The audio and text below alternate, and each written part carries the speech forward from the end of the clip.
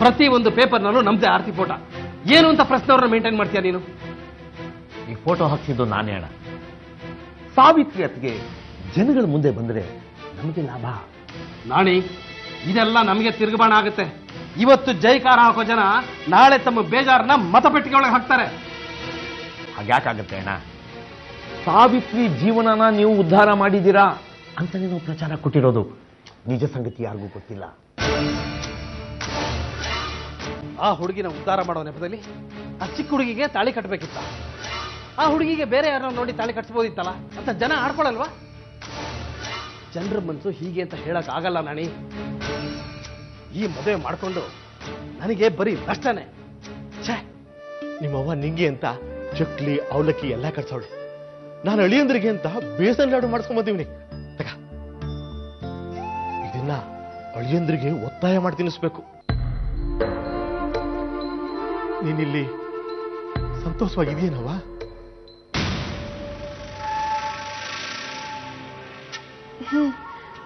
ಚೆನ್ನಾಗಿದ್ದೀನಿ.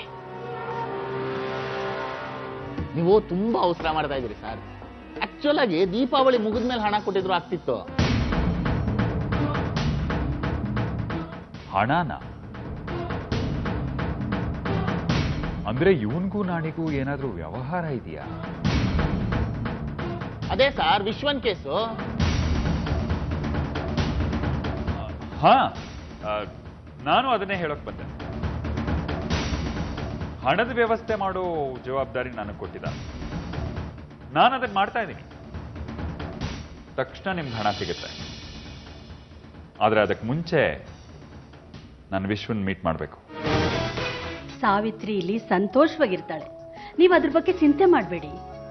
ಮತ್ತೆ ಸಾಹೇಬ್ರು ನಮ್ಮ ಸಾವಿತ್ರಿನ ನರಸಿಂಹನ ನರಸಿಂಹ ಮದುವೆ ಆದ್ಮೇಲೆ ಮಾತಿಗೂ ಸಾವಿತ್ರಿ ಸಾವಿತ್ರಿ ಸಾವಿತ್ರಿ ಸಾವಿತ್ರಿ ಅಂತ ಇರ್ತಾನೆ. ಅವಳನ್ನೇ ಅವಲಂಬಿಸಿದಾನೆ. ಅವರಿಬ್ರು ಅನ್ಯೋನ್ಯವಾಗಿದ್ದಾರೆ. ಅವ್ವ, ವಿಶ್ವನ್ ಕತೆ ಏನಾಯ್ತ್ರವ್ವ? ಅವನ್ ಚೆನ್ನಾಗಿದ್ದಾನೆ.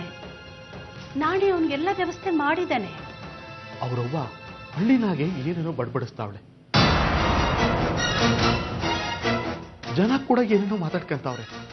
ಅವರೆಲ್ಲ ಒಂದ್ಸಲ ಮಾತಾಡಕ್ ಶುರು ಮಾಡ್ಬಿಟ್ರೆ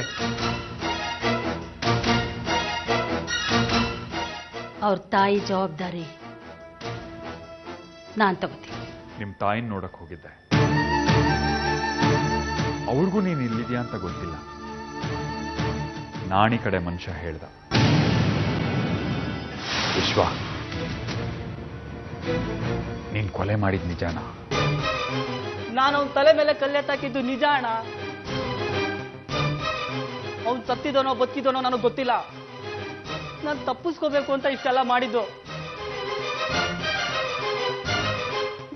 ಆ ನಾಣಿ ಕಡೆಯವರು ನನ್ನ ಕೊಲೆಗಾರ ಅಂತ ಇಲ್ಲಿಗೆ ತೊಗೊಂಬಂದು ಹಾಕಿದ್ದಾರೆ.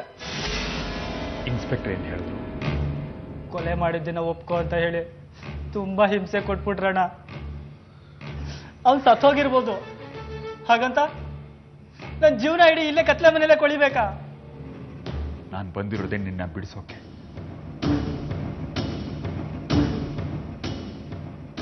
ಅಣ್ಣ, ನನ್ನ ಸಾವಿತ್ರಿ ಕತೆ ಏನಾಯ್ತಣ್ಣ? ಅವಳ ಮದುವೆ ಅಣ್ಣನ ಜೊತೆ ಆಗೋಯ್ತು.